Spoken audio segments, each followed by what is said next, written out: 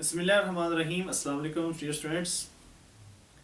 Last lecture में हमने एक टॉपिक डिस्कस किया था न्यूट्रिशन इन फंजाई। उसी का कुछ पोर्शन आज इस लेक्चर में हम डिस्कस करेंगे। चैप्टर नंबर 8 का ये 4th लेक्चर है और इस लेक्चर में हम लाइकन्स और माइक्रोहाइजी के बारे में पढ़ेंगे। जो हमने लास्ट टाइम डिस्कस किया था वो भी लॉन्ग क्वेश्चन था और ये जो आज डिस्कस करने जा रहे हैं ये भी लॉन्ग क्वेश्चन है। यानी कि आप ये कह सकते हैं कि आपको मुकम्मल ये लॉन्ग क्वेश्चन के तौर पर पूछा जा सकता है डिस्कस न्यूट्रिशन इन फंजाई, और सम टाइम उस पूरे क्वेश्चन में से ये जो पोर्शन आज डिस्कस करने जा रहे हैं ये भी एज अ लॉन्ग क्वेश्चन आ जाता है कि लाइकन्स और माइक्रोहाइजी पे नोट लिखे। तो ये देखते हैं न्यूट्रिशन फंजाई का सब टॉपिक लाइकन्स। पहली बात बेटे ये कि लाइकन्स क्या होते हैं, व्हाट आर लाइकन्स। अच्छा, इससे पहले मैं थोड़ी सी एक बात आपको डिस्कस करता हूं। आप लोगों ने एक क्वेश्चन डिस्कस किया होगा पहले 10th क्लास में, सिम्बायोसिस। वैसे ये सेकंड ईयर में भी है, सिम्बायोसिस। इनके जानदारों का एक साथ इकट्ठे एग्जिस्ट करना सिम्बायोसिस कहलाता है। दो जानदारों का या दो से ज्यादा इनका आपस में एक साथ एग्जिस्ट करना सिम्बायोसिस कहलाता है। अब सिम्बायोसिस एक ऐसा रिलेशन है जिसमें जानदार इकट्ठे पाए जाते हैं और उस रिलेशन में आगे फिर इसकी फर्दर डिफरेंट टाइप्स हैं, जैसे म्यूचुअलिज्म है, कैमेंसलिज्म है, पैरासाइटिज्म है। अब अगर दो जानदार इकट्ठे रह रहे हैं और दोनों एक दूसरे को फायदा देते हैं तो ऐसे रिलेशनशिप को या ऐसे सिम्बायोटिक रिलेशनशिप को, एसोसिएशन को म्यूचुअलिज्म का नाम देते हैं। और अगर एक जानदार को फायदा है दूसरे को ना फायदा ना नुकसान है तो उसको कैमेंसलिज्म कहते हैं। एक को फायदा है दूसरे को नुकसान है तो इसको पैरासाइटिज्म कहते हैं। आप लोगों ने चैप्टर नंबर 1 में भी इसके बारे में डिस्कस किया। अच्छा, जो म्यूचुअलिज्म है इसका मतलब ये हुआ कि इसमें दोनों जानदारों को फायदा मिलता है म्यूचुअलिज्म में। तो म्यूचुअलिज्म की आगे मजीद डिफरेंट टाइप्स होती हैं, जिसमें हम एक लाइकन की एग्जांपल भी लेते हैं और माइक्रोहाइजी, क्योंकि इस दोनों रिलेशनशिप में फंजाई इस्तेमाल होते हैं। इस वजह से ये टॉपिक आपके इस टॉपिक के अंदर, ये जो न्यूट्रिशन फंजाई है इसके अंदर ये मेंशन किया गया है। तो ये देखते हैं। तो मैंने पहले इसका आपको बैकग्राउंड बताया है कि एक्चुअली होता ये बेटे कि जो मेजर टॉपिक है वो है म्यूचुअलिज्म रिगार्डिंग टू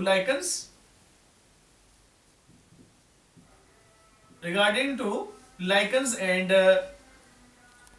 माइक्रोहाइजी।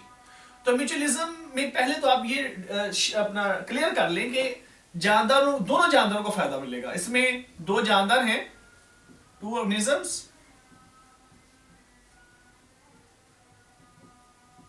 ठीक हो गया। इसमें टू ऑर्गेनिज्म में बोथ गेट बेनिफिट।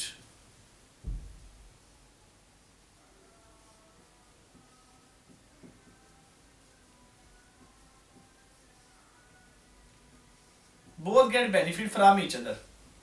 अब इसका मतलब जो आज हम डिस्कस करने जा रहे हैं इनमें जो रिलेशनशिप होगा जानदारों के दरमियान दोनों को फायदा मिलेगा। ये तो आप एक पॉइंट क्लियर कर लें। अब इसकी म्यूचुअलिज्म की एग्जांपल में मैं डिस्कस करना चाह रहा हूं लाइकन्स को। नो डाउट के लाइकन्स में फंजाई इन्वॉल्व है, इस वजह से ये टॉपिक हम यहां पे डिस्कस करने जा रहे हैं न्यूट्रिशन फंजाई में। नाउ व्हाट इज लाइकन या व्हाट आर लाइकन्स। तो लाइकन्स आर म्यूचुअलिस्टिक एसोसिएशन। अब आप यहां पे लिख सकते हैं it is a symbiotic association, mutualistic and symbiotic association. तो यहां पे वर्ड म्यूचुअलिस्टिक इस वजह से है क्योंकि ये म्यूचुअलिज्म की भी टाइप है।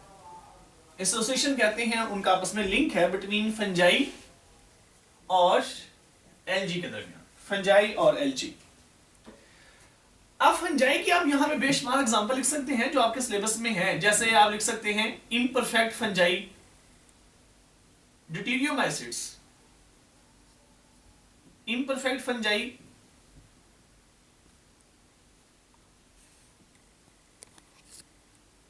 और इसके साथ साथ आप लिख सकते हैं बेसिडियोमाइसिट्स। बेसिडियोमाइसिट्स के अलावा भी यहां पे आप एग्जांपल लिख सकते हैं जैसे एस्कोमाइसिट्स। ये डिटेल इंशाअल्लाह आपके चैप्टर में डिस्कस करेंगे हम। बेसिडियोमाइसिट्स। तो ऐसे एस्कोमाइसिट्स का आप लिख सकते हैं, एस्कोमाइसिट्स भी इसी में इस कैटेगरी में फॉल करते हैं। तो ये वो फंजाई हैं इम्परफेक्ट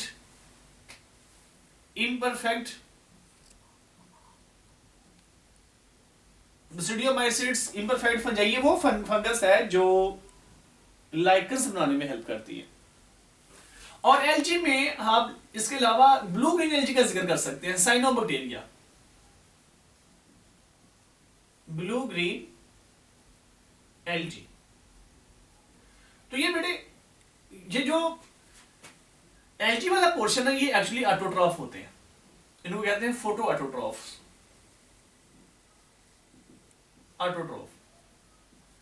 अब देखिए ना, यहां पे दो जानदार इकट्ठे एग्जिस्ट कर रहे हैं। अब दोनों ही एक दूसरे को फायदा देंगे, कैसे देंगे फायदा देंगे वो हम डिस्कस कर लेते हैं। अच्छा, ये एक एमसीक्यूज है कि लाइकन्स में मेजर पार्ट किसका होगा। तो याद रखिएगा मेजर पार्ट इसमें फंगस का होता है, यानी कि फंगस के हाइफी के अंदर एल्गल जो ना वो एल्गल का जो पोर्शन होता है वो प्रेजेंट होता है फंगस के अंदर। तो इनके फंक्शन देख लेते हैं हम दोनों के। फंगस क्या करती है इन केस ऑफ लाइकन्स, सारे एलजी और दोनों ही एग्जिस्ट कर रहे हैं। जो फंगस है वो प्रोटेक्ट करती है एलजी को, किससे? फ्रॉम स्ट्रॉन्ग लाइट, यानी कि इंटेंस लाइट से बचाती है, और डेजिकेशन से। डेजिकेशन क्या है? डिहाइड्रेशन,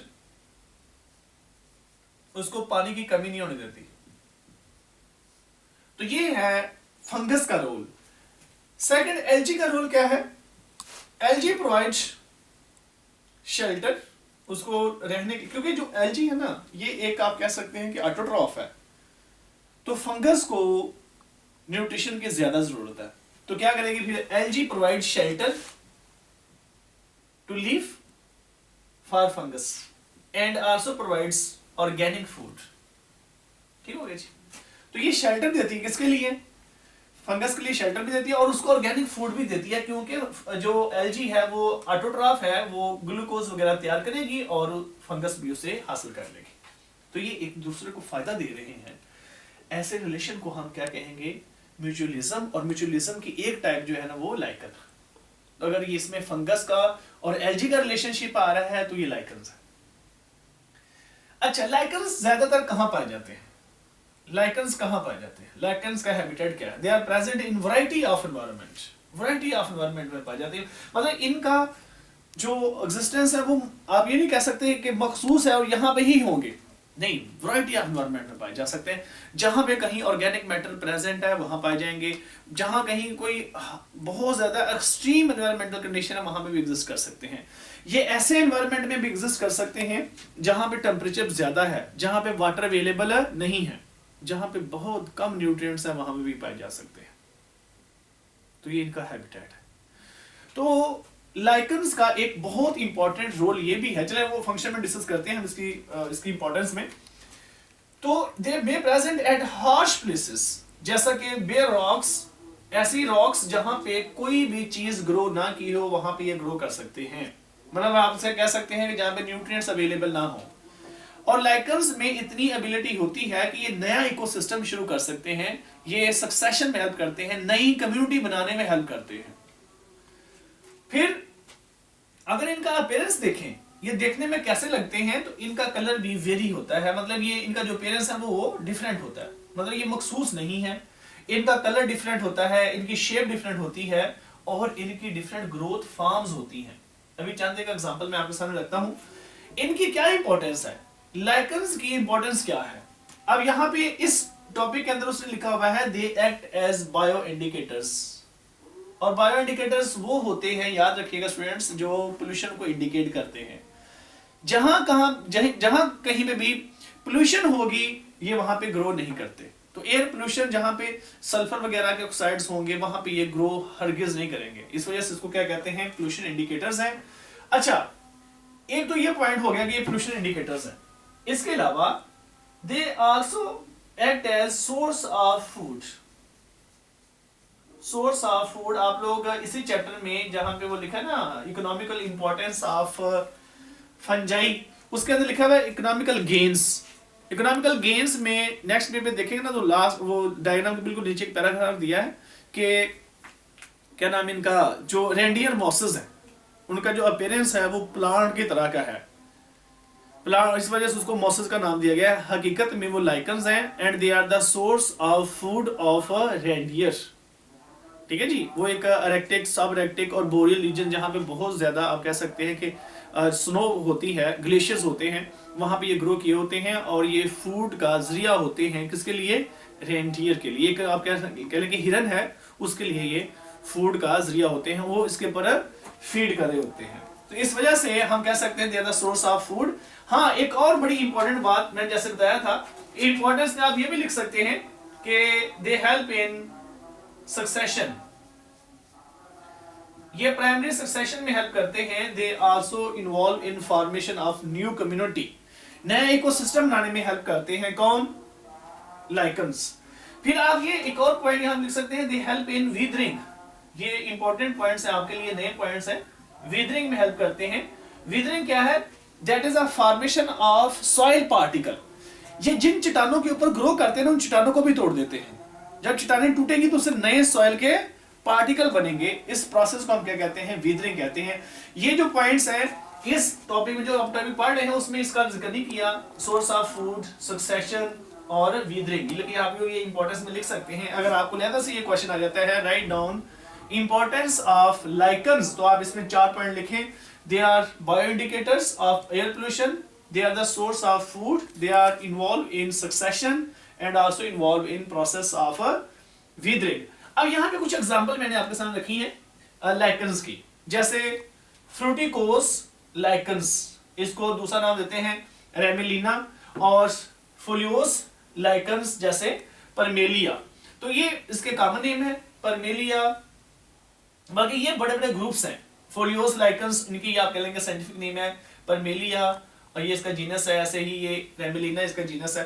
तो ये फ्रूटिकोस लाइकन्स और फोलियोस लाइकन्स, ठीक हो गया जी। ये वो मतलब आप कह सकते हैं कि लाइकन्स हैं जो एक्सट्रीम एनवायरमेंटल कंडीशन के अंदर पाए जा सकते हैं। अब यहाँ पे जो फोलियोस लाइकन है ना, इसकी जो शेप है थोड़ी सी देखिए ना, इधर इसकी शेप ना बेटे इस तरह से, इसमें क्रम्पल लीव होते हैं, मतलब इस तरह से ये फर्ज करें सरफेस है, ये वो सरफेस है जहां पे इन्होंने ग्रो करना है। इसमें इस तरह से लीफ लाइक स्ट्रक्चर्स पाए जाते हैं। ऐसे आपकी बुक में इसकी डायग्राम बनी हुई है, जरा आप लोग उधर भी जरा गौर कर लीजिएगा। ऐसे इसमें इस तरह से क्रम्पल लीफ होते हैं, ऐसे इरेगुलर लीफ होते हैं, ऐसे लीफ मतलब ट्रू लीफ नहीं होते, लीफ लाइक स्ट्रक्चर्स होती हैं ऐसे। यानी कि ये कोई प्लांट तो नहीं है जिसके अंदर ट्रू लीफ पाई जाएंगी। इस तरह से इसमें ऐसे इनके हाइफी वगैरह होते हैं ऐसे, ठीक हो गया। ये तो ये है फोलियोस लाइकन परमेलिया, इस तरह से ये ग्रो किए होते हैं, सरफेस के ऊपर ग्रो किए होते हैं। तो जो क्रुस्टोज लाइकन है, एक और मैं यहाँ पे एग्जांपल डिस्कस कर रहा हूँ। यहाँ फर्क है, इस तरह से कोई रॉक पड़ी हुई है, चट्टानें पड़ी हुई हैं ऐसे, ये रॉक्स है। तो इन रॉक्स के ऊपर ये ग्रो किए होते हैं इस तरह से, ऐसे ऐसे जैसे कोई वेरी फाइन आप कह सकते हैं कि पार्टिकल्स हैं, पाउडर लाइक पार्टिकल्स इस तरह से। इनको भी बेटे हम कहते हैं क्रुस्टोज लाइकन्स। क्रस्ट से ये वर्ड निकला है क्रुस्टोस, क्रुस्टोस क्रस्ट से, क्रस्ट कहते हैं ना अपर लेयर को, तो इस वजह से इसको क्या नाम देते हैं? क्रुस्टोज लाइकन्स, क्रुस्टोज लाइकन्स। और इनके जो स्पोर होते हैं ना, जब इनका आप कह लें कि अनफेवरेबल कंडीशन आती है तो ये स्पोर बना देते हैं। तो जब स्पोर बनते हैं ना तो उसमें दोनों का पोर्शन होता है। मतलब फर्ज करें यहाँ पे एक स्पोर है, ये फर्ज करें स्पोर है, क्योंकि इनमें एसेक्सुअल प्रोडक्शन पाई जाती है, फर्ज करें स्पोर है ना, तो इस स्पोर के अंदर फंगस का भी पार्ट है और एल्गी का भी है। ऐसे इसमें आप कह सकते हैं कि फंगस के भी फिलामेंट्स हैं और ये एल्गी का भी इसमें पोर्शन है। ये दोनों के मतलब आप कह लेंगे पार्ट आते हैं।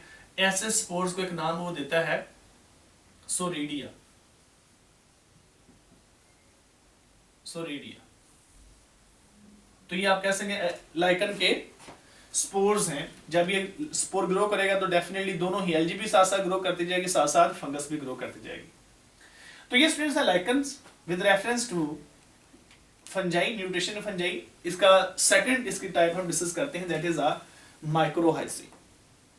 माइक्रोहाइजी, ठीक हो गया जी। माइक्रोहाइजी भी एक म्यूचुअलिस्टिक एसोसिएशन है that is present between fungi and roots of vascular plants. Mutualistic association क्यों कहा? क्योंकि ये एक म्यूचुअलिज्म की टाइप है।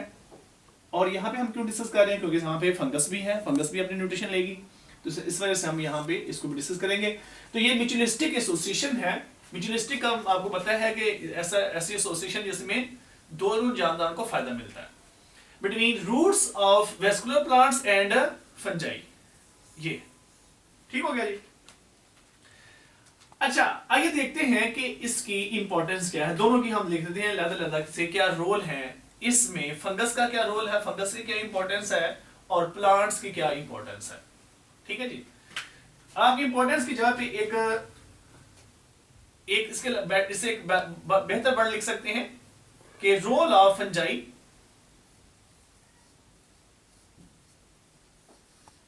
इन mycorrhizae and role of plants.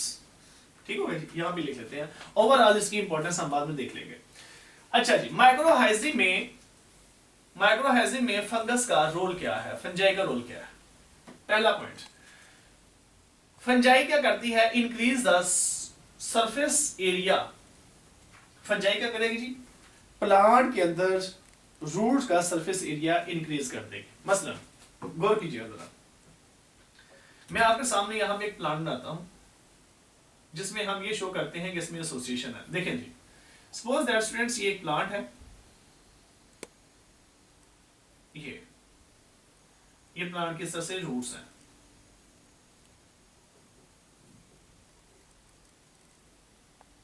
ये इसके बेटे इस तरह से लीफ है,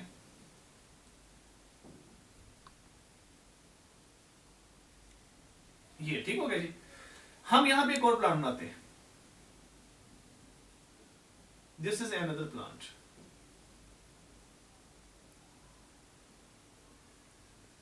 ये दो प्लांट है। अब इसमें से एक के साथ हम फंगस बना लेते हैं, ये फंगस है, ठीक है बेटे। अच्छा, इसके साथ हम नहीं बनाते। अब जिसके साथ फंगस है बेटे, उसका सरफेस एरिया देखें कितना है, उसका सरफेस एरिया ज्यादा हो गया। किस वजह से? फंगस की वजह से। और जिसके साथ फंगस नहीं है उसका सरफेस एरिया क्या है? कम है। ठीक हो गया जी, उसका सरफेस एरिया कम है। तो इसका मतलब ये हुआ कि जिस प्लांट के रूट के साथ ये होंगी, फंजाई होंगे, उनका सरफेस एरिया ज्यादा होगा, और जिसके साथ नहीं है उसका सरफेस एरिया कम होगा, क्योंकि इसमें फंजाई की जो हाइफी है वो भी काफी ज्यादा जमीन में फैली हुई है। एक तो ये फायदा हो गया कि रूट का सरफेस एरिया बढ़ा देगा। दूसरा, फंगस हेल्प इन या fungi help in absorption of nutrients. ये न्यूट्रिएंट्स को जज़ब करने में हेल्प करते हैं, जैसे मिनरल्स हैं, जैसे सल्फर है, आयरन है, मैग्नीशियम है, जैसे फास्फोरस है। तो ये वो न्यूट्रिएंट्स हैं जो सॉइल के अंदर प्रेजेंट है। तो ये हाइफी का सरफेस एरिया ज्यादा होगा, तो ये ज्यादा एरिया से न्यूट्रिएंट्स को जज़ब करेगी। इन न्यूट्रिएंट्स की वजह से प्लांट की ग्रोथ बेटर होगी as compare to those plants having no such association. मतलब ये दो प्लांट है, इसमें एसोसिएशन है, इसकी ग्रोथ बेटर है, इसकी ग्रोथ क्या है? कम है। क्यों कम है? क्योंकि इसमें एसोसिएशन नहीं है, इसमें एसोसिएशन है, इस वजह से इसकी ग्रोथ ज्यादा है। कहते हैं कि 95% वेस्कुलर प्लांट्स वो हैं जिनके साथ ये एसोसिएशन पाई जाती है। अब ये एसोसिएशन ज्यादा होने की वजह से प्लांट की ग्रोथ बेटर हो जाती है। तो प्लांट क्या प्रोवाइड करता है फिर फंगस को? तो प्लांट प्रोवाइड्स ऑर्गेनिक फूड, क्योंकि ये ऑटोट्रॉफ है और ये शेल्टर भी देता है। यही सेम वही रोल जो कि एलजी प्रोवाइड कर रही थी लाइकन के अंदर। तो फिर बेटे इसकी दो टाइप्स भी हैं, जिनके माइक्रोहाइजी की दो टाइप्स हैं, एक्टोमाइक्रोहाइजी और एंडोमाइक्रोहाइजी। आप देखें जरा, नाम जार कर रहे हैं, एक्टोमीन जो बाहर है, एंडोमीन जो अंदर है। बाहर से मुराद ये नहीं है कि वो रूट से ही बाहर है, मतलब ये है कि ऐसे माइक्रोहाइजी जिसमें फंगस के हाइफी सेल के अंदर ना गए हों, जिनके रूट के अंदर तो गए हैं लेकिन सेल को उन्होंने पेनिट्रेट नहीं किया। मसलन सपोज दैट बेटे ये एक प्लांट की रूट है, उसका क्रॉस सेक्शन है। अब यहां पे ये इसकी एपिडर्मिस है, ये प्लांट के बाहर वाले सेल्स हैं।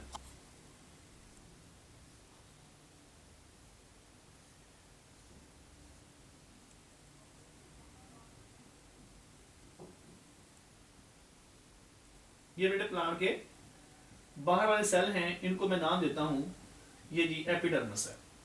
एपिडर्मिस के बाद यहां पे एंडोडर्मिस है, दरमियान में पिथ हो सकती है,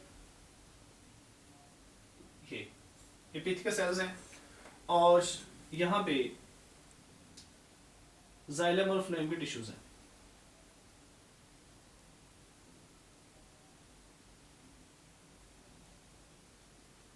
ये बेटे इस तरह से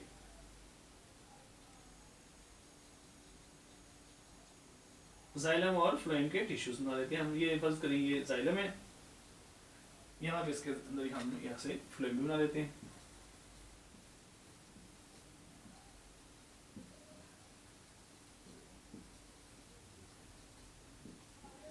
ये ठीक हो गया जी। और इसके साथ हम यहाँ पे कॉर्टेक्स बना देते हैं। Suppose that these are the cells of cortex.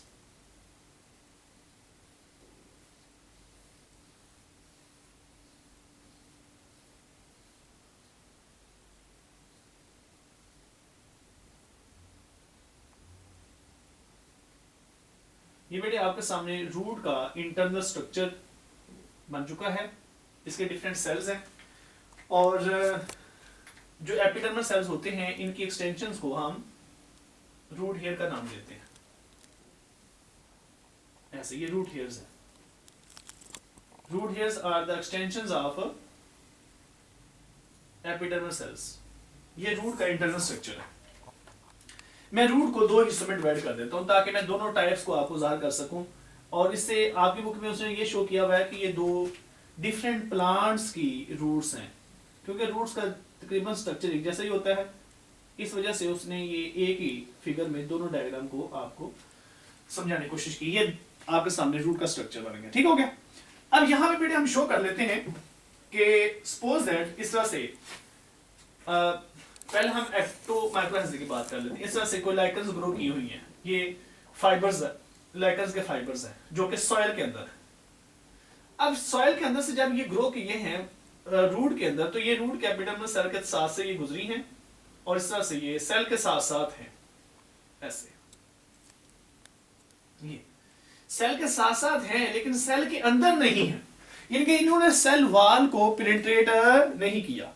इनकी सेल वॉल के मतलब आप कह लेंगे उसके साथ इनकी एसोसिएशन है, they are not present inside the cell. But in case of endomycorrhizae, endomycorrhizae में क्या होगा कि ये स्वेलिंग्स बनाएंगे सेल के अंदर, इस तरह से सेल के अंदर गए हुए, यानी कि सेल के अंदर तक ये ग्रो किए हुए हैं ऐसे। तो जो सेल के अंदर ग्रो किए होते हैं उनको हम क्या कहते हैं, एंडोमाइक्रोहाइजी। एक्टोमाइक्रोहाइजी की एग्जांपल आप लिख सकते हैं जैसे कि ग्रासेस में अंदर पाई जाती है एसोसिएशन, और एक्टोमाइक्रोहाइजी ग्रासेस में लिख सकते हैं, एंडोमाइक्रोहाइजी की एसोसिएशन लिख सकते हैं जैसे कि पाइन्स में होती है। तो ये स्टूडेंट्स था आज का टॉपिक। एंडोमाइक्रोहाइजी में क्या होता है कि जो हाइफी हैं वो सेल के अंदर तक पेनिट्रेट की हुई हैं, उन्होंने स्वेलिंग्स बनाई हैं, कॉइलिंग बनाई है, और डेफिनेटली वो बाहर सॉइल के अंदर भी प्रेजेंट होंगे। तो ये था स्टूडेंट्स और आज का टॉपिक। इसको बेटे अच्छे तरीके से मेमोराइज करें, जो चीज़ आपको नहीं समझ लगती वो क्वेश्चन मुझसे पूछ सकते हैं। अपना बहुत ख्याल रखें, अल्लाह हाफिज़।